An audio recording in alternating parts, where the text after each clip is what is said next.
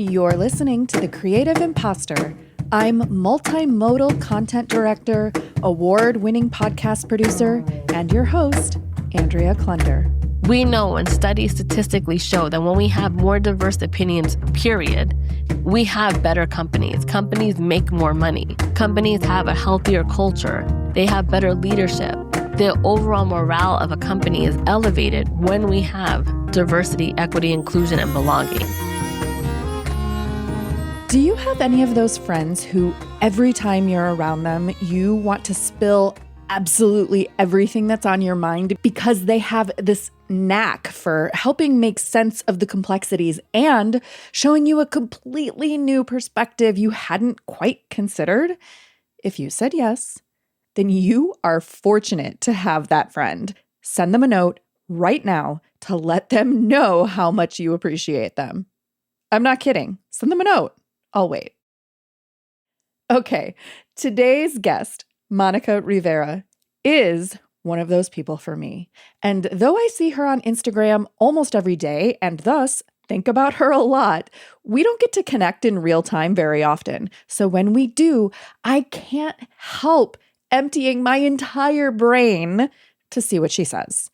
So if I'm talking too much in this interview that you're about to hear, despite some editing, that's why. Also, Monica was on fire during this conversation. As I was editing, I had to pause and go back several times, not to edit, but just to re-listen and absorb what she had just said. So if you find yourself needing to hit that 10-second rewind icon, do it. Enough raving. I'm not going to say much more except to recommend that you follow Monica on LinkedIn or at You Wanna Do What on Instagram. Or if you like email, join her list for weekly emails on visibility.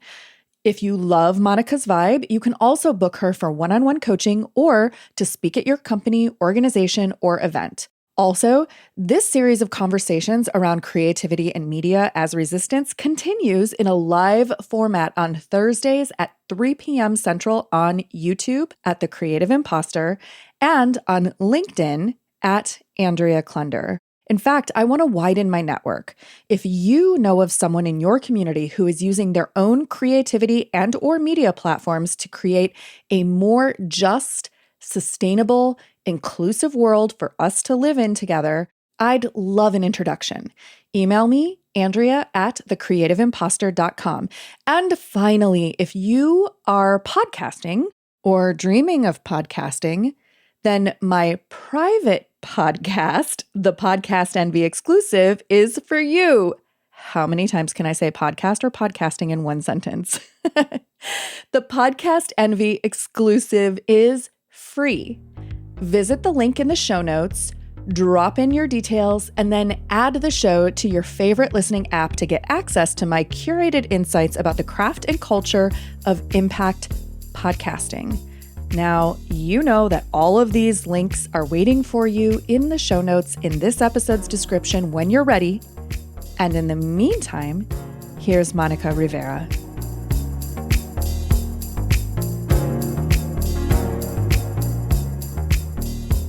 All right, we are live here for our special series of The Creative Imposter called Creativity and Media as Resistance, talking about all kinds of different ways that we can show up in this cultural, political, social moment that we are in here in the United States. And I am so thrilled to continue these conversations with one of my very favorite people that I have ever met in the podcasting world, Monica Rivera from You Wanna Do What. Monica, thanks for being here. Thanks for having me. I love having these conversations with you. I can't believe we've met, I think it was 8 years already now, which is such a long time, but it's great to know you and to also be able to share stories and conversations on platforms like this. So thank you for having me. I was making my list of people who I wanted to connect with for this series because with everything that's been happening politically, I just was like, how do I podcast when it feels like the world is on fire? Like, what do I possibly have to say or add to this conversation? And then I realized that I know people who are doing the work. And what I needed to do was get in touch with you. And I was like, Monica is on the top of my list to reach out to. And part of that is because I do see you showing up consistently, specifically on Instagram. And I'm just kind of curious, like, how are you right now? Because there's always the Instagram self, and then there's always the behind the scenes self. And I get that this platform is still a public self, but how are you feeling right now in this moment? What's happening in your world? Interestingly, I often talk about growing up and having these two different identities. And if you remember Superman and Clark Kent would go into the booth and change and vice versa, I am so used to holding those two dualities that I find myself right back in that same spot again. One as a business owner and as a first gen Latina living in this country. And so holding space for those two things and how do I show up in that same way, thinking about my community. And when I talk about my community, it's not just the Latino community, but the people that I serve and I work with, my friend group, my friends, my family, but also having this very heavy weight of what's happening collectively to the Latin community, to other underrepresented communities. And so there's this real duality, and I don't want to hide that. Oftentimes, some days I feel very focused and this is my mission and this is how I'm supposed to serve, and I focus on that.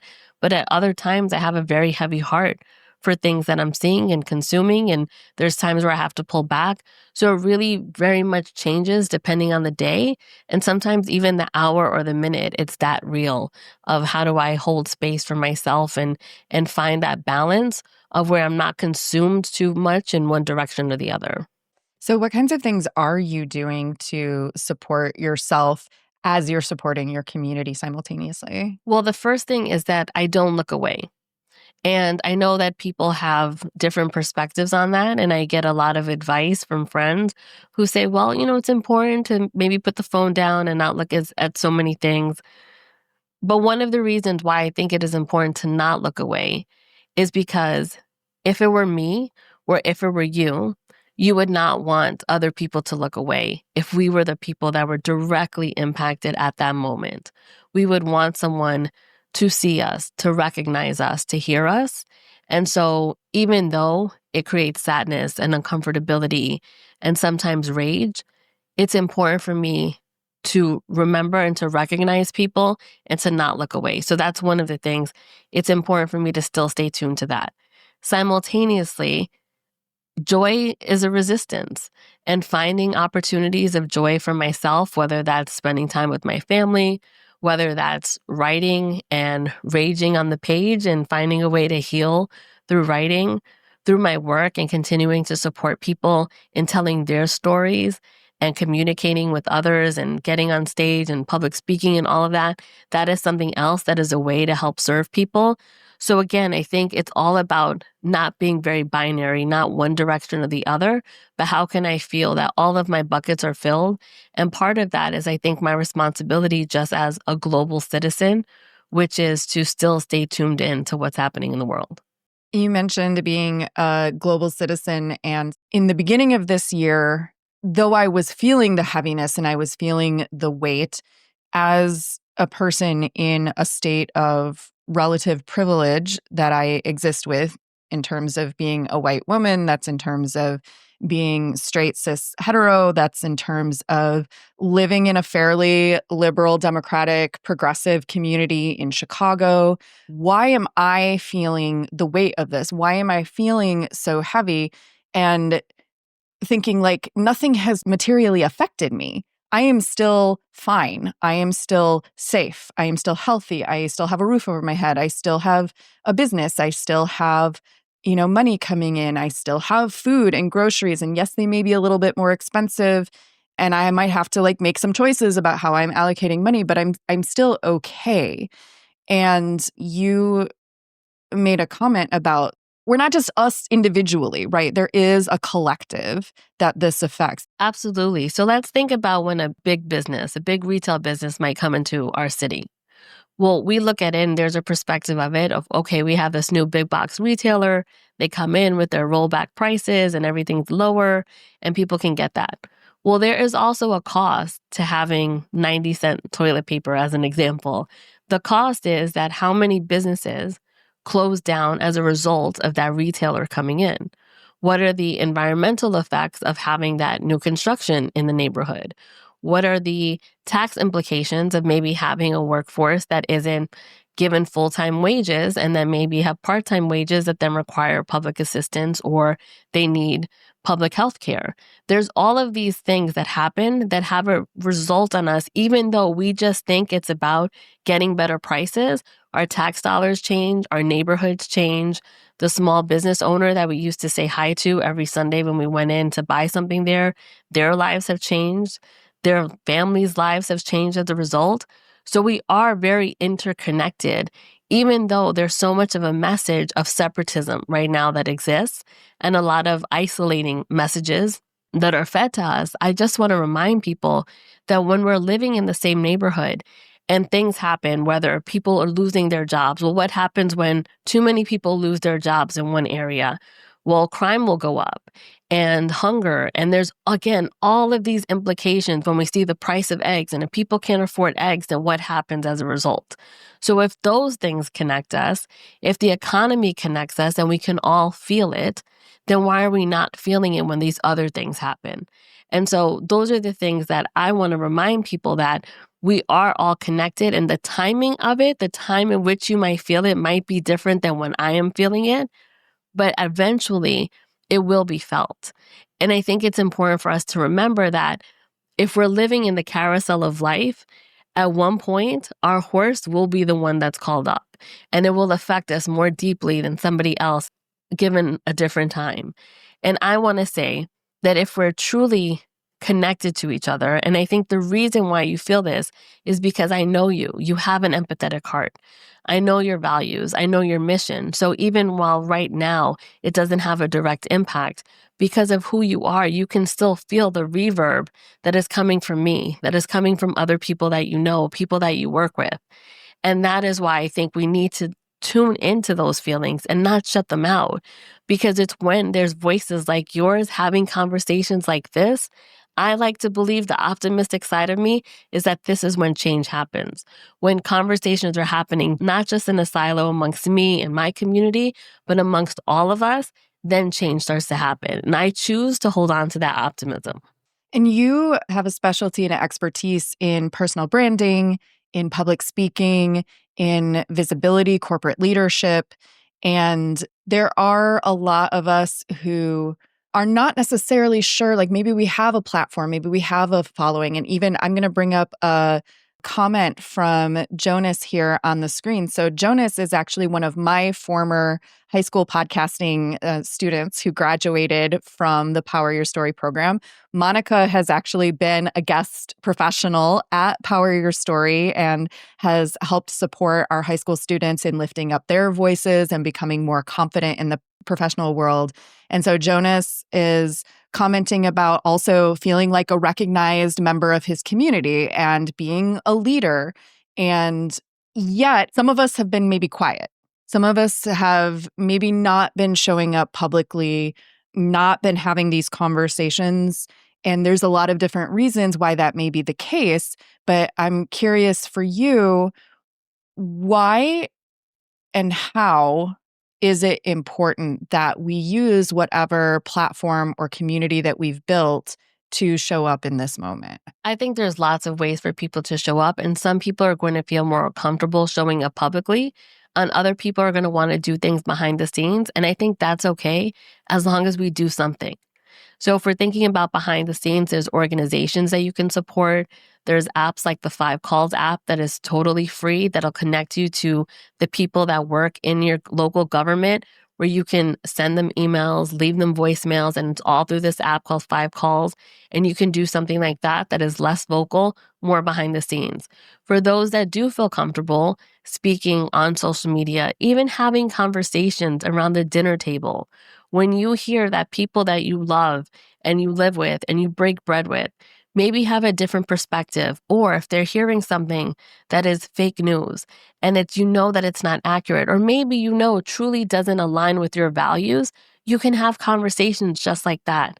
It's not always about having the bully pulpit and the loudest microphone, but truly, how are you able to just simply create influence in the areas that you can?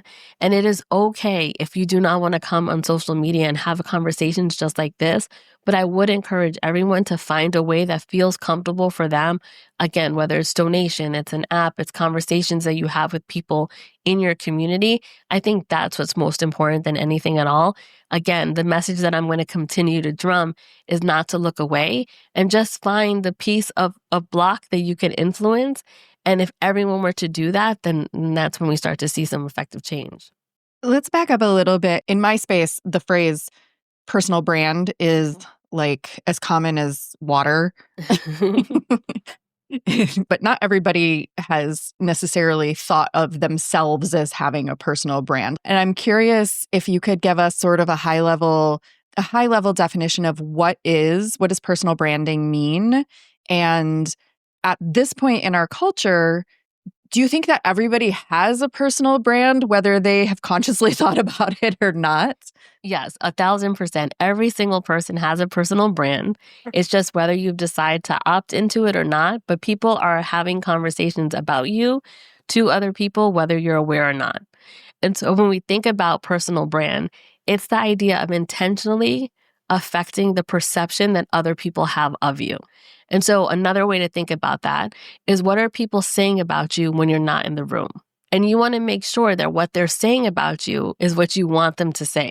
So for example, if you're a small business owner, are they accurately describing your small business and what you do and how you help people?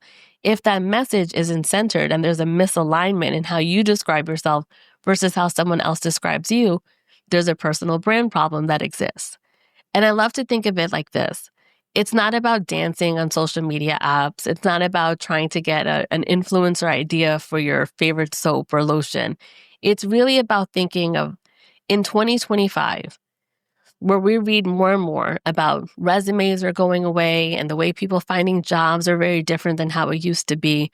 You want to be able to have some sort of online presence so that when people meet you, they're going to Google you. We've all done it. We've Googled someone and they are Googling you. What is it that they're going to find?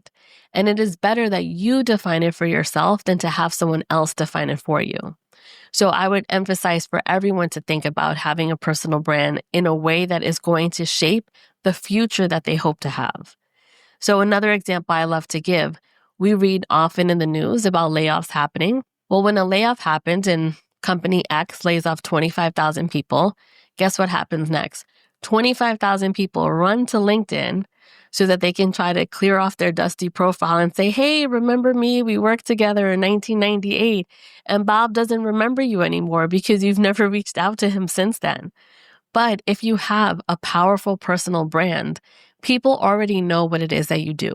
You continue to build your network to maintain connections in a sincere way, in an authentic way, a genuine how are you, check-ins. I read this article and I thought about you. When you do that, you are so much more in a better position to find your next role than everyone who has decided that I'm going to just power up LinkedIn for the first time in years and now change my profile picture from an egg to whatever it is now.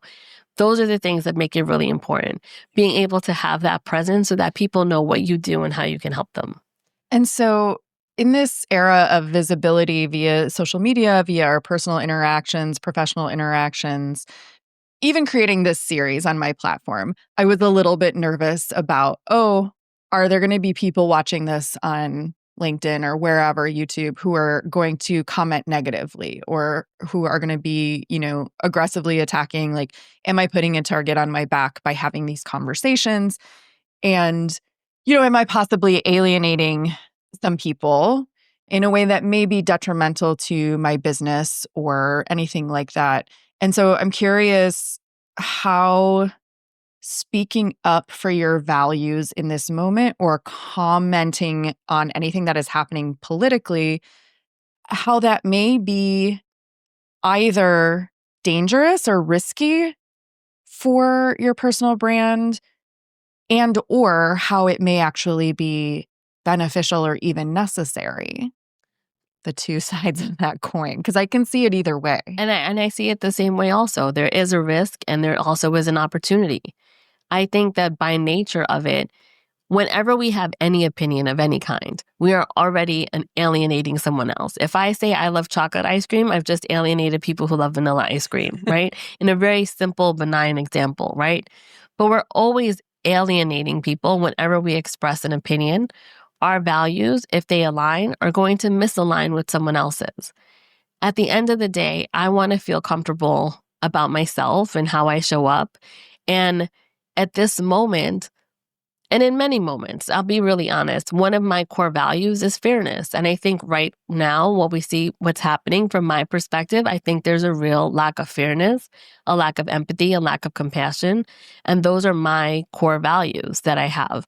And so to not bring that into the work that I do would be insincere. When I'm focused on client work, I want to actually attract people that have similar values. I think that's one of the perks of being a business owner, especially as a small business owner, is that, well, I can't work with 1,000,000 people. My bank account might want me to work with 1,000,000 people, but I can't physically work with 1,000,000 people. So I get to decide who I want to work with, and they also get to decide if they want to work with me. And so if someone's listening to this and they don't align with my values, we don't need to argue about it. We're probably not going to work together, and that's okay because there's someone else that can support the person that's listening and help them get to their goals. And vice versa, I see it as there's another client that is going to be more aligned where we'll have a more fruitful relationship with each other. I'm willing to risk that because I believe, one, in the work that I do, in the people that I support, and I also believe that my values will attract the people that want to work with me. So I understand that there's a risk, but I honestly think that there's a risk in everything. And some risks are worth taking because there's more behind it than others. And so that's how I look at it in terms of me and my business. And it's important for me to stand on that because at the end of the day, I need to feel good about what it is that I do. And it's not to judge anybody else. You have to make your own determination of what feels right for you. But that is how I gauge it for myself. I'm okay if people don't like me. And the same way, I think we all need to kind of come to peace with that we're not going to be liked by everyone. And those that are liked by everyone probably have not chosen an opinion that's strong enough to find some haters. So it's okay to have haters as long as we're still safe. I mean, I think that there's always haters. I saw someone post a video recently and she was sharing something about a partner that she chose. I think the premise of the video was that she exited a marriage because even though the person was great, she did not feel great in the marriage. And it was a short video that she had shared. And then she posted all of the comments that she had, and people said vile things to her for making a choice for herself to not be in this marriage. Now, I don't know this woman. This is one video that she posted, but people had such strong opinions for her to say, acknowledge, I had a great partner, but I didn't feel happy in this marriage. And yet the comments that people left were so destructive and so cruel and so unnecessary. And so again, regardless of what stance you take, you will have people that will look at you telling you that you don't know anything, that you should keep your mouth shut on anything that we say these days simply because people can. And if we're going to choose to show up on social media and we're going to have conversations like this in any sort of public forum, then I think in some part of it, as much as it stings, as much as it's not fun to read, we do open ourselves up to that. And then at the end of the day, we have a choice to not do it. But if we are going to do it, then I think we also have to understand that there can be certain people that are going to disagree with us. And are we going to be okay with that? Are we not going to be okay? And at the end of the day, when there's comments like that, we can also delete, we can block, we can choose to not post for a while, do whatever feels right for you in terms of self-care. But I also think part of having digital businesses means that we are taking a little bit of a risk by showing up and knowing anything we say, sunrise versus sunset, vanilla versus chocolate, black versus white, red versus blue, like it is always going to elicit some sort of feedback from someone that we are not going to be able to control. And I think that goes into, it's a huge conversation about media right now, right? Traditional mainstream media news media, journalism, people would always say like, oh, because you're a journalist. And I'm like, I'm not a journalist. And they're like, but you have a podcast. And I'm like, but podcasting and journalism are not necessarily the same thing. To me, those are two different things and they might overlap. And you might have journalists who have a podcast as a platform, but you certainly have podcasters who do not adhere to journalistic integrity and standards and things like that. The blessing and the curse of social media, right, is that we have these platforms. Literally anyone can make their voice be heard and can create a platform. I always think of it as like if you have a platform and if you're going to get on here and say things, you have a responsibility. But I don't think that everybody defines the word responsibility the same way, or not everybody feels that they have any responsibility to anyone except themselves. And so I'm kind of curious if you could talk a little bit about the risk and reward of visibility and using platforms like this to have conversations, to make yourself seen. How do you think about that? No, I mean, it's a valid point. I think the reward is one, we're able to have influence more than we were able to have before. So we have the ability to connect with anyone around the world. And the one great thing I would say, even about podcasting, and we've seen it in so many podcasting conferences that we've been a part of, is the really special thing about podcasting is that you can take any interest, any niche that you have, and find an audience that's going to align with that. Now, the size of the audience may vary, but you will still find your community within that space. And I think social media also allows that same thing to happen. Right now, it can sometimes feel a little bit more like a needle in a haystack, especially with algorithms and engagement issues and those things. But there's still the ability to be able to do that because social media isn't just the traditional, Instagram and TikTok and X and Snap and all of these other things, but there are also still online forums and there's groups and online communities. And those are other ways to connect with people socially in these digital platforms. And I think wonderful friendships and relationships and connections can develop from that. I also think with everything, there is the other side of it. But I don't think it's really any different.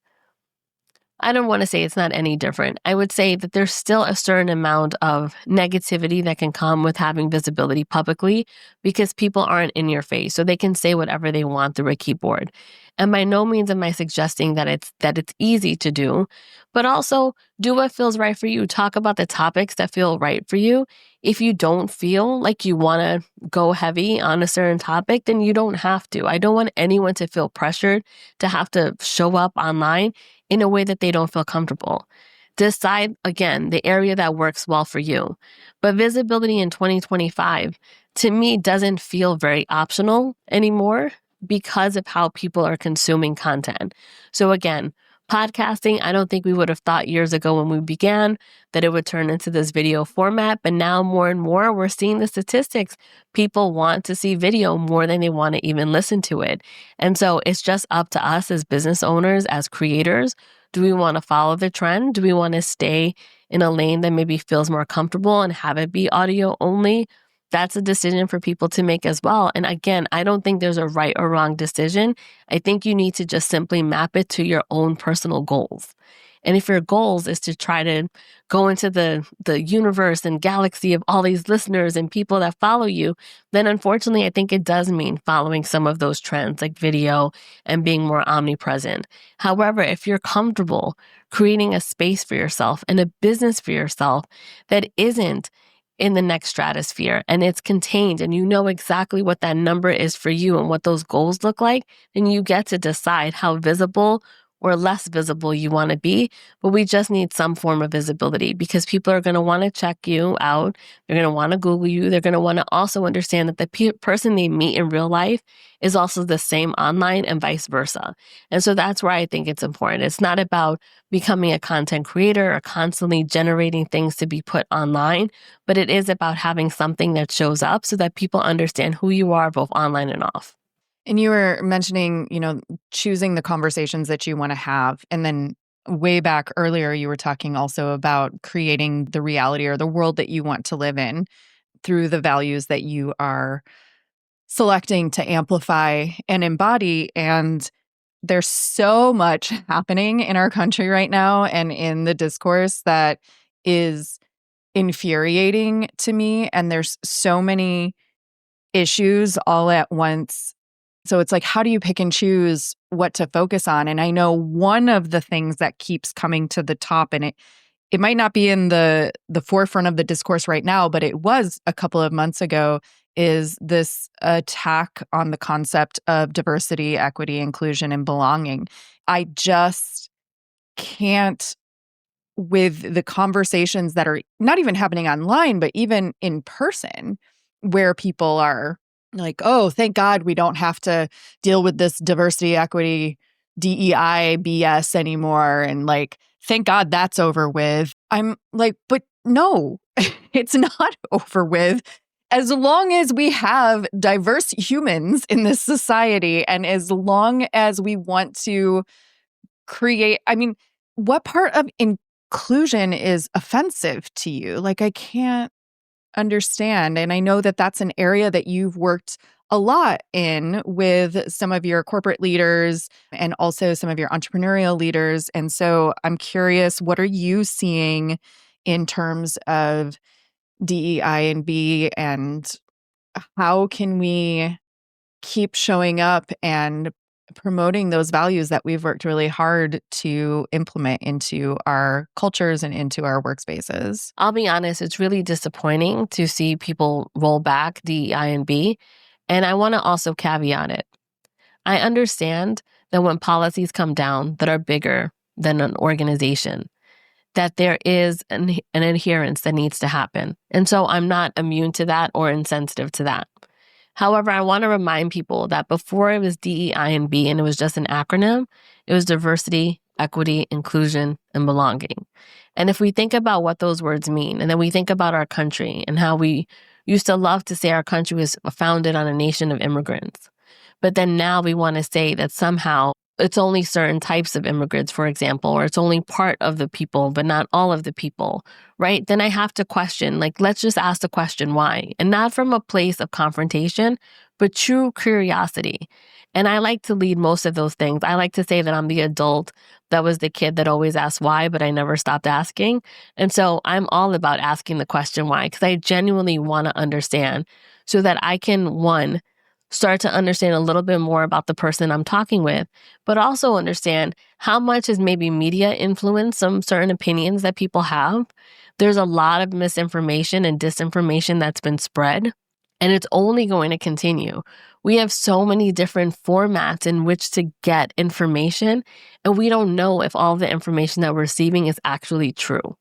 I also am sympathetic to the fact that we are not journalists, so we're not necessarily taking a piece of content, fact-checking it against 4 different sources. There's so much information that's simply presented to us on a daily basis that we would all become quasi-journalists if we were to do that at all times.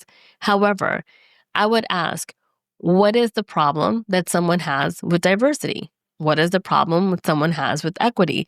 Literally, let's go down. Let's parse it apart so it's not just an acronym, but let's simply talk about those things. Do we want to not have a diverse workplace? Okay, tell me why. What is it about having diversity that feels uncomfortable? Let's parse it out. What is it about having an equitable workplace? What is it about people feeling included in meetings and conversations and groups and org charts that feels uncomfortable? I really want people to start to ask themselves those questions as opposed to just taking information that they hear and then adopting it without truly asking themselves why they've decided to adopt it. We know and studies statistically show that when we have more diverse opinions, period, and I'm not talking about ethnic groups or just gender, just diverse perspectives, we have better companies. Companies make more money. Companies have a healthier culture. They have better leadership. The overall morale of a company is elevated when we have diversity, equity, inclusion, and belonging. If we spend the majority of our time at work, then don't we want people to feel like they can come in and they belong, that their voice is heard, that they have input? Because if not, we don't want to have toxic workplaces. We want to have a workplace where people feel like it's a good place to come in. And the same way that you are thinking about your job and how you need to pay the mortgage and take care of your kids, and maybe you want to go on a nice vacation once a year, the same person that's in the cubicle over from you wants the same thing. So how can we just, one, start to lead with more curiosity, and two, Not just accept that somehow a term has become bad because a marketing machine has helped you think that it's a bad term. Because so much of this, as someone who's been in marketing for so much of my life, a lot of this comes down to marketing. It's marketing and it's messaging and it's the way that's packaged up. And those things weren't bad 4 years ago. Why are they bad now? Why is it ever a bad thing when studies show that more money comes in? It's a healthier company. It's a better place to work when you have these things in place. So how did we forget that those things were true now when we remember them a few years ago? And so those are just the barometers that I would ask people to check for themselves. And again, I know that it's not easy when there are these mandates that come by, but really you want to think about the health of your organization. And the health of your organization is truly in the people that work there. Do you have any examples or specific recommendations of how someone as a leader could continue to show up in their organization, even if there is pressure to move away from some of these official policies and programs, but just as an individual, how they can continue to embody and exemplify those values? Right, absolutely. I think the same way that we don't necessarily need quotas. I think we look at, are things truly a meritocracy? Right? That's the first thing that we can look at. So we've had quotas for years when it comes to C-suite, for example, of how many female board members there should be and vice versa. But truly, are we looking at the person who's the most qualified? Those are very simple things that we can take without having to have a certain quota that's assigned to it. So that's one thing that we can start to look at. And I get when I'm saying this, people will think well, this is pie in the sky. We don't have a meritocracy. I do get that. But just because we don't have it doesn't mean we can't have it. Right? So policies change when we decide to change as well. And so I would say that's the first thing to kind of look at. Also, practices that you've had in place, whether it's Black History Month, AAPI, Hispanic Heritage Month, Women's History Month, you can still have those celebrations. Maybe they're not happening in February and March and September and October and these certain months, but why wouldn't you still want to have an education and information around the people that work in your company? When we can understand ourselves better, we are able to work together better. One of the talks that I deliver is on generational diversity. It's not an ugly term to say that we have 5 different generations of people working under the same company. That means that there are some people that are in their early 20s. There are other people that can be in their 70s. Those two people are probably not existing with each other outside of the workplace. Don't we want that relationship to be stronger? Don't we want all these generations to be able to communicate with each other to effectively get projects done? So we can't just simply exclude these real differences that exist with people, but it's just about saying, how are we going to open the aperture? Maybe we don't have to put it again under a certain month, but I still think that we should have programming and content that helps people understand the real differences that exist. It's not the time to just put our hands over our eyes and pretend we don't see color, we don't see age, we don't see any of these things. But why not still have different educational programming around it, different professional development that can help everyone? But still, it's not about removing these things, but it's okay, if we have to position it a little bit differently, then that's one thing that we may need to do. But to remove it is doing a complete disservice to everyone within the organization. So I would think if we want to reposition, then let's go that way. But to remove it, I don't think anyone wins. And I think we could use a little more generational diversity in our Congress and in our government too, while we're at it. We see it right now. I think even with the primaries that are happening, there is a wide pendulum between some people that are winning that are much younger, and there's sort of this gap in the middle that exists. I heard someone say recently, and it was about a different industry, but the train is moving. You're either going to get left at the station or you're going to get onto the train. And I think that these things are happening. These changes are happening. And we can keep trying to resist the changes, but they're here. So how can we all work together with these very real things? And I think if we take a step back, we have so many more things that are similar between us. We all want to be able to feed ourselves. We all want to be able to have a nice life. We want to be able to take care of our family. All this divisiveness, it's heartbreaking. It is heartbreaking that we are losing the humanity of people because of messaging, pitting everyone against each other. And so in this rage-baity, disinformation, noisy ecosystem of media, how do we who hold the values that we've been discussing in this conversation, how do we make ourselves heard? The algorithm is against us. The algorithm wants the rage baity, hateful, aggressive, controversial standpoints. So how do we make ourselves heard? It definitely does want that, but I will say, are you consuming sources that are talking about people, or are you talking to those people? Right? And I think that is the difference. There are a lot of pieces of information that exist right now talking about groups of people, but we're not actually talking to the groups that those pieces are written about. And this is where we all have an opportunity to do something different. I can tell you about the movie, or I can go see the movie, right? Those are two very different things. When I'm telling you about the movie, I'm feeding it through my own perspective of whether I liked it, I enjoyed the cinematography, all of these other things. When you go see the movie, you're able to form your own opinion. So I would say right now, have conversations with people that are being talked about and hear it from their perspective.